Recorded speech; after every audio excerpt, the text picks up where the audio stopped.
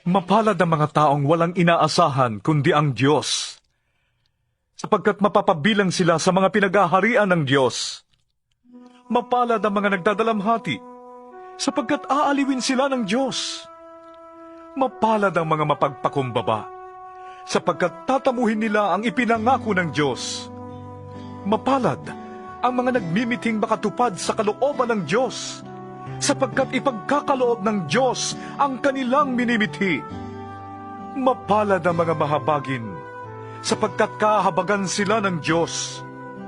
Mapalad ang mga may malinis na puso, sapagkat makikita nila ang Diyos.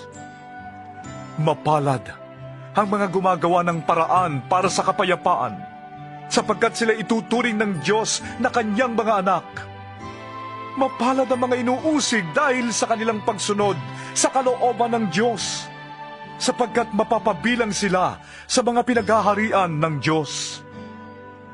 Mapalad kayo kapag dahil sa akin ay nilalait kayo ng mga tao, inuusig at pinaparatangan ng lahat ng uri ng kasamaan na pawang kasinungalingan.